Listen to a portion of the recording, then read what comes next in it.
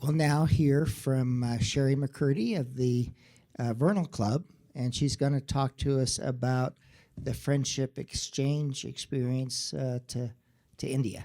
Cherie.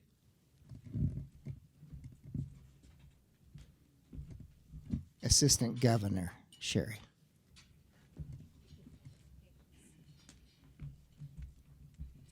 Well, good afternoon, or better said, namaste.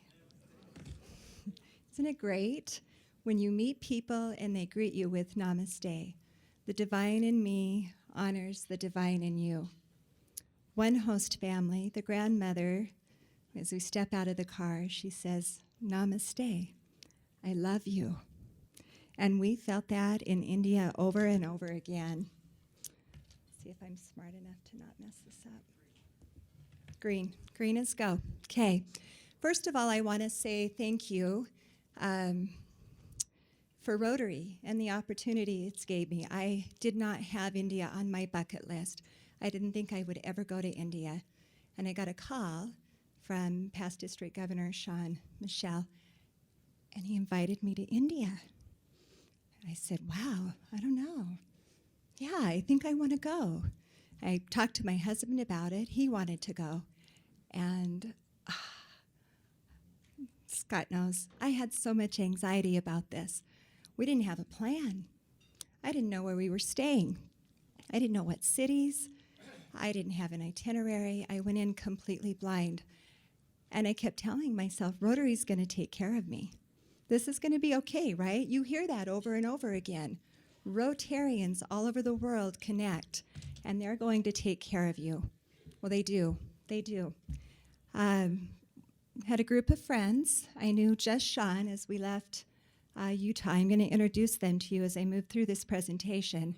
We traveled for about 23 hours without layovers. Our longest flight, 15 and a half hours. It was brutal, right? It's okay. Once you get on that plane, it melts away, and you're on your way to India. We landed in Delhi. We stayed one night in a hotel there. We had a tour guide, and we got to see some sights, some amazing things. We went to the Taj Mahal, this first picture. Wow, I got to see the Taj Mahal. That's one of the 7 wonders of the world. And right outside the Taj Mahal, there's a cow. They're sacred. You don't eat beef in India. If you do, you keep it a secret. If you're vegetarian, my husband is not vegetarian, you crave beef. We caught up when we got home. They roam everywhere. They're in the traffic. They're everywhere. And they're worshiped. They provide fuel. They provide milk. They're sacred. There's monkeys roaming around in the gardens on the Taj Mahal. Scott may have harassed them. It was hilarious. He has a way of drawing animals to him that it's unique. The picture on the bottom with the sign, I'm pretty sure, and Sean will laugh about this is where the term holy shit comes from. Can I say that up here? Sean didn't think I would. They gather, I embarrassed him. They gather the cow dung.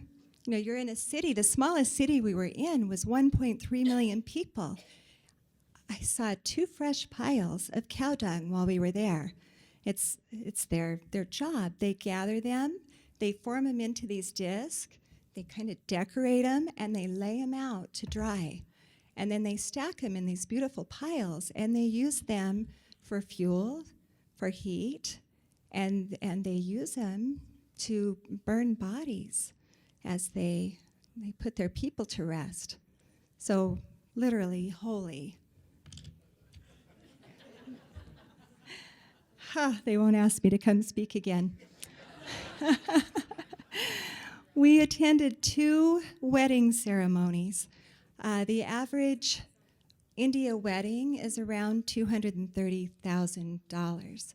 They save for a very long time to marry their children, and arranged marriage is a thing. It really exists in today's world still. And I came back with a different opinion of that. It's pretty neat. The families go into it knowing they like each other. They're the same religion. They get to date now, make sure they get along, and then their marriages are very sacred. Divorce, it's frowned upon there. So when you commit, but you know you're going to like your mother-in-law, which is pretty cool. We visited a lot of schools. So we've seen the tourism things. We've seen the Taj Mahal, the Red Fort. We went to so many temples. The tourism was amazing, but we saw so much more than that. We actually went to 5 cities. We had 4 host families. Our first stop was Agra. We went into a school that's a Rotary school there. We got to see Days for Girls in action. It was incredible. When you see District 5420 everywhere, we're everywhere in India. And even though I wasn't a part of those specific projects, I was a part of it because I'm from District 5420. Incredible. The picture with the pink in the background is a wedding. Let's see, that was a reception that we went to. Our host family dressed me in the teenage daughter's clothing and put mother's diamonds and rubies on me and sent me off. I felt like a very old Cinderella. But it was incredible. I couldn't believe that they would do that. The other picture is the Agra school. Rotary's done a ton of work there. They've built a principal's office. They've remodeled. There's a bathroom block there. I think most of us were touched the most by the school projects. Sean doesn't know he gave me a quote. I took this out of the email. Sean says, "You shared your life and families with us, and we felt your love and concern. We experienced a part of Rotary few in the world will ever see. We learned that we are part of the 1.2 million friends in 200 countries and have a desire to create peace in the world through our service done through Rotary." Sean's fun to travel with. It's an adventure. His wife is amazing, and he took care of us. But we really didn't know what we were doing, did we, Sean? We went in blind, and it worked out great. I got to meet Shauna McMaster. Do any of you know Shauna? She is such a spiritual person and amazing, incredible. India touched her so deep. She says, "There is a calmness in the chaos present in everything and everyone that resonated deep within my soul." We went into schools to tour. We were like celebrities. All of us ladies had blonde hair and blue eyes. They wanted our autographs. It was crazy. They had questions for us about our national monuments and just a great question and answer period. The traffic, oh my gosh, it's crazy. It's chaos, but there's a calmness about it. And you see camels pulling trailers and donkeys and tractors, and there's monkeys running around, and there's cars bumping each other, and there's cars coming backwards against the traffic, and it all works. It works, and I don't understand how, but it works. The picture on the bottom, 5 people on a motorcycle. What you can't see in this picture is the lady sitting sideways in the sari is holding a baby, an infant, in her lap. That is a family of 5, and that is their transportation. No car seats, and if you buckle up, they think you're silly. Like, relax, you're in India. Oh my gosh, Frank, this guy can dance. If you haven't seen Frank dance, you need to see him dance. Frank has such a big heart. He connected with this gentleman on the top right who retired as a professor, and his entire pension is going to Rotary. He's built a school. He's doing a food pantry there. Everything he owns is Rotary. Like every bit of him, his service goes to Rotary. The bottom picture, Frank would disappear and he'd be in the middle of people meditating at these ceremonies. this school put on an entire assembly for us. They performed, and then for about 3 minutes, every child there meditated. It was incredible. They were calm. Frank says, finding Rotarians in India with the spirit of giving and service confirmed my belief in the union of Rotarians. There we found hearts yielding to needs and serving and making a difference, seeing firsthand evidence of Utah Rotary planning schools with restrooms made us witness of what many have given on faith. Look at that, inaugurated by Scott Leckman. We got to see the bathroom blocks that Rotary's doing over there and the privacy it's giving to the young girls so that they can go to school and so Days for Girls can work. It was incredible. John Sanders, another amazing new friend of mine. John says, it was a pleasure to travel with pleasant people and experience the cultures of India. I learned that Rotary in India is taken seriously, and they are really trying to improve the health and the education of their fellow Indians. We saw blood banks. They don't stock blood there. It's out as soon as it comes in because the traffic is insane and there's so many accidents. Crematories. Rotarians are building crematories. They were incredible. They're open pits, and they lay the bodies on bamboo. And then they use the cow dung, the holy cow dung, and they burn the bodies as the family watches. And then they separate the dust, the ashes from the bone, and they take them to sacred rivers. And that's how the majority of them bury their people. And Rotary's helping build those for Indian people that can't afford to bury their loved ones. The bottom picture of Frank, we're handing food out at a food pantry and helping there. Such an incredible experience. This picture of me on the top right, this is the family that dressed me in their jewels. They were amazing. And, you know, I didn't want to leave the first host family because they were so incredible. You get comfortable in your space. You're like, really? We have to leave? They love us. And then you go to the next home.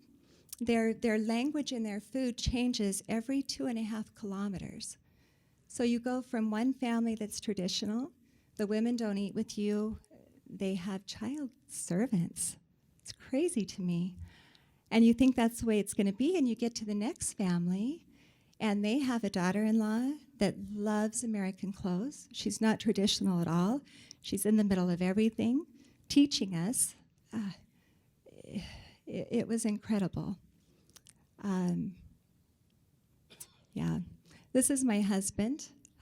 He's not a Rotarian. In fact, most of the men, as we went to the clubs, assumed he was the Rotarian because it's different there for women. A lot of the clubs have women in them, but they have a lot of inner circle clubs, which are women only. So it's very different. One club, we were on the women were on the right, the men were on the left. That was hard for me. I'm pretty independent. They're respected, they're loved, but it's different there. And it was really interesting for my husband to see India and get a taste of Rotary. It changed him and it grew his heart. It was big, but it's bigger.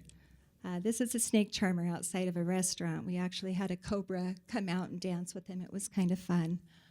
The other pictures are at a women's home that was incredible. The women, as they're widowed, a lot of them are scarred. It's shameful to be widowed. It's shameful to be divorced. And they are cast out. They're burned. They're cut.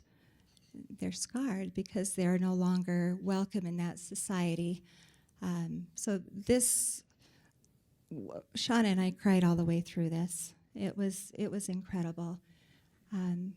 They help the women have jobs, readjust, adapt. Their projects there, the Indian People's Projects, they're not little.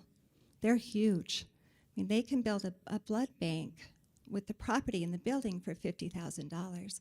Our money will go so far there. because it's so affordable there. They don't have our high cost of living.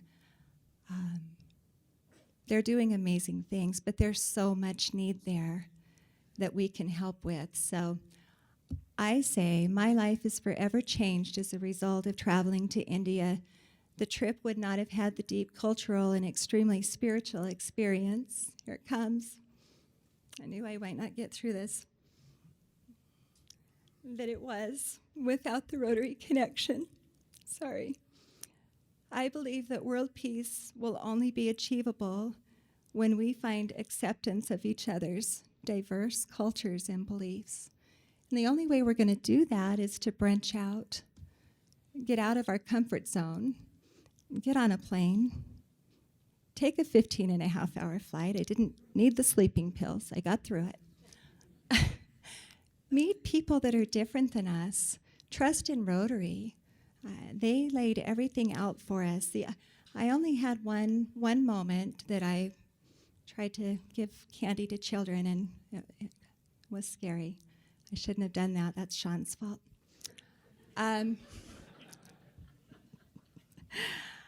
We were safe there, but I would have been scared to go there without Rotary.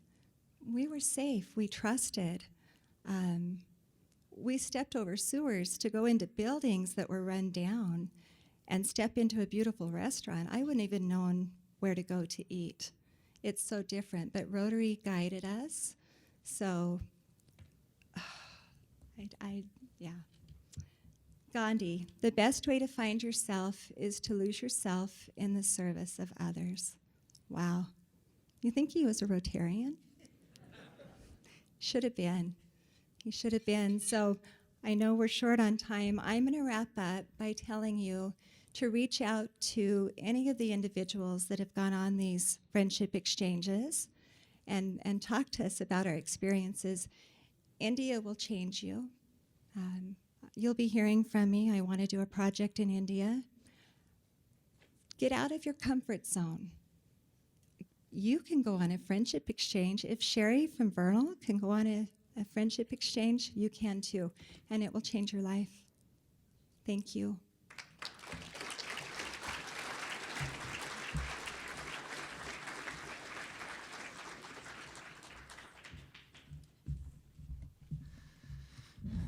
Thank you, Cherie. Before we get to awards, after the break, so at 2 o'clock, you have to make a decision. You know, we have a service project and we have a workshop on peace. So we've got 2 people who are going to come up and tell you what to expect from each choice. So Usha Wall, people with the Salt Lake Club will remember her. She presented to us.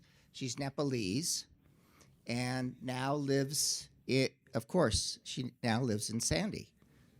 Right? Come on up, Usha. And so she's going to talk about her experience with Days for Girls. Thank you. Thank you so much. Thank you so much, Scott, for this opportunity, and I thank all the Rotarians for giving me this wonderful time to speak to you about Days for Girls in Nepal. So just like Cherie just mentioned about India, right? We have similar tradition. We do namaste to greet everyone. So namaste to all of you. And today I'm going to talk about how we started Days for Girls, but very short because I have only 5 minutes. So I'll be very short and I'll talk to you about that. So you can see on the screen, this is a hut. It's called Chaupadi hut. The word Chaupadi means, Chaupadi means menstruating woman. So in Nepal, menstruation is not celebrated. Menstruation is a taboo. So the woman who is menstruating is untouchable. You cannot touch her. If you touch her, you become sick. And the woman is banished to shed for the period of 7 days. And if she has just given birth to a baby, she is banished to shed, that kind of shed, for 21 days, just because she is impure. And this is sad. This just says like how ignorant the tradition there is. And if you can change the slide, the other slide. Where do I change? This one? Oh, green one. Which one? This one? Okay, thank you. This is the woman, the menstruating woman inside the shed. She has to spend there 7 days till she's menstruating, and then she has to take a bath to be pure. And Days for Girls Nepal. So how it happened? Because of this tradition, so many girls miss the school days too, because they cannot go to school because they don't have any clean feminine hygiene solution. So about Days for Girls, I met the founder Celeste Mergens in 2015 after the earthquake. She presented about Days for Girls. She told me the story of how she started Days for Girls from Kenya and how the women were abused because they didn't have the menstruation or the MHM solutions. So I met her and I just told her that I'll help you so that we can start Days for Girls in Nepal. So this is my house. I inherited this house from my family. So I asked Celeste, like, because we didn't have any fund. We had scarce resources, but we were like, okay, can I use my house for Days for Girls? And Celeste was like so thrilled, like, yes, of course, because we don't have any funds. So we started the Days for Girls Center in my house. So we taught to the women so that they can be trainers, so that they can train people about menstrual hygiene management and the solutions that we have. And I also worked with Rotary in Nepal. They were wonderful. And as I mentioned that we had scarce resources in Nepal, the Rotarians, the angels, they stepped and they came forward to help me. And there are some Rotarians here who came to Nepal that time when we didn't have anything. They're like, we have $1,000, do you need it? And they're like, yes, we do need it because we don't have money to buy sewing machines. And they're like, okay, take this money and buy sewing machines. So they help us with that. So we reach out to the slums, to the mothers in the slum with menstrual hygiene education and the reusable kit.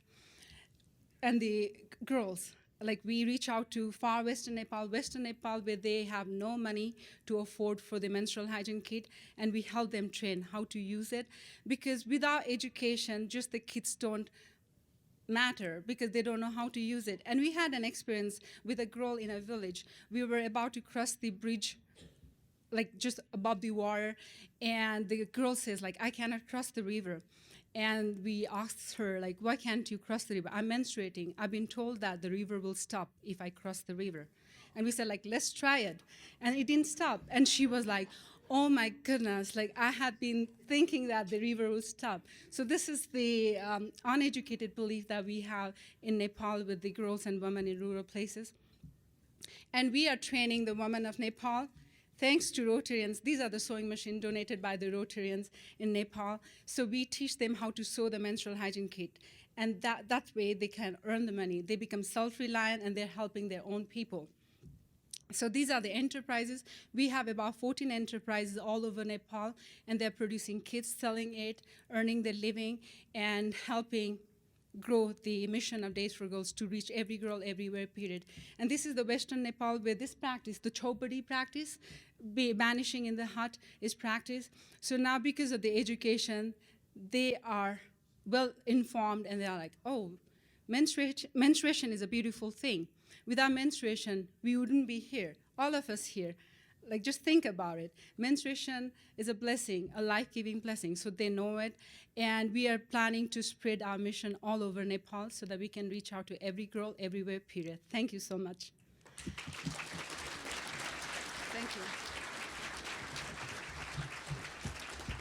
So if you want to create feminine hygiene kits, then at 2 o'clock, you'll be in ballrooms G, H, and I. So these the furthest away from the lobby. Now, the other choice you have is a workshop called Peace Within Our Clubs.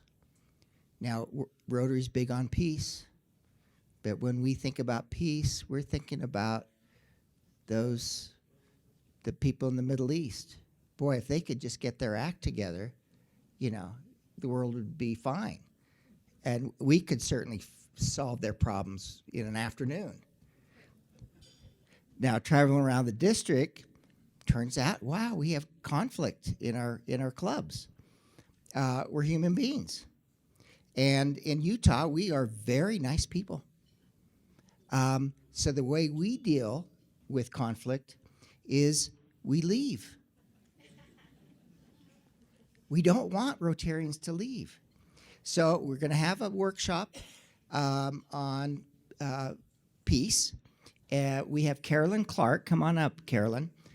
She's an attorney that specializes in conflict resolution. So I'm hoping that you'll learn some skills that may be helpful when you get back to your clubs. Carolyn.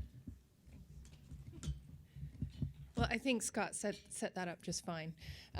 If you don't experience conflict in any aspect of your life, then don't come to this workshop, because it's for people who have experienced conflict somewhere in their lives. So I am an attorney, I'm a mediator, and I teach a graduate program for professionals in conflict resolution. And what I do is I talk to divorcing parents and parents who are already divorced trying to co-parent children to agree and reach resolutions. So that's what my expertise is. And what I'll be doing in the workshop is inviting you to think about your own conflict management style and how that's working for you, and to talk about some conflict resolution skills, one skill in particular, listening, and how that can improve conflict in your own lives and create peace around you. And so that's what I'll be talking about. It will be a workshop where I'll ask for your participation.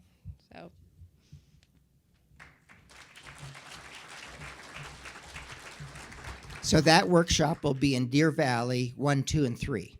So just on the other side of the lobby. Okay.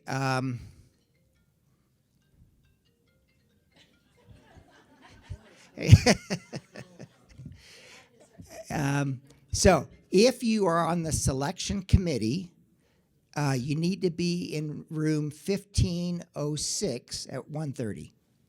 I just have 2 more things to do. We're going to Plan B here. I'm going to give out a couple of awards. And I hope they're in the room, or else I'll just have to give them to somebody else.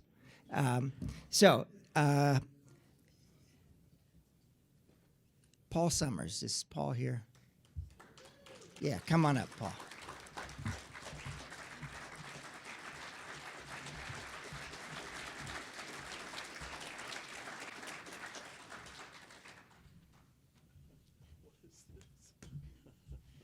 So Paul is finishing up his 3-year term. He's getting parole as lieutenant governor. And I go to Paul a lot. He always has such wise counsel for me. I mean, this guy thinks about things, and he carries through.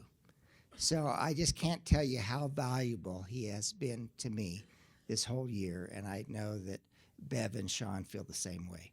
So in recognition and appreciation to your service and dedication to District 5420. Thank you, Scott. Thank you. Surprised and very nice. Thank you. You want to say anything?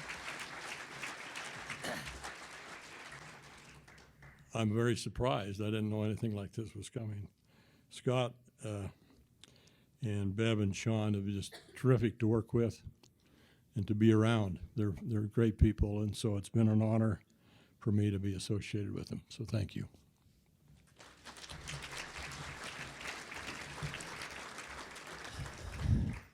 The biggest award that the district gives is Rotarian of the Year. Boy, and there's a lot of people that could qualify. I mean, a lot of people. So, how does a district governor decide? Not a dartboard. Actually, in this case, this fellow really stands head and shoulders above everybody else, including me. He is somebody, I gave him the toughest schedule, the toughest, most that the farthest that an assistant governor would have to travel to cover his clubs, and I did that intentionally because I knew he was up to it. He has shepherded a satellite club, put in hours and hours and hours to helping them be successful. And the other way he really stands out is he'll send me emails and he will say, we should work on this. I have some ideas. Can I go ahead and do it? Not many people do that. There are a lot of people that are great. They'll say, let me know if you need something. But this person is just very proactive. And I'm just so pleased to recognize him as Rotarian of the Year, Scott Florence.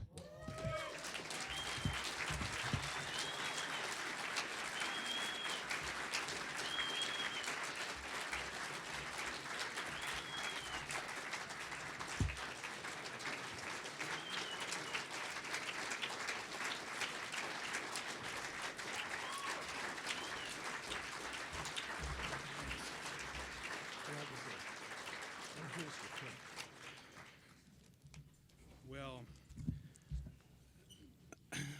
I'm rather speechless. This is a great honor. Like Scott said, there's many of you in the room that are as equally deserving of this as I am. So it's a constant honor and a privilege for me to be part of the Rotary family. I consider all of you to be part of my family. It's an honor and a privilege to serve with all of you. Thank you.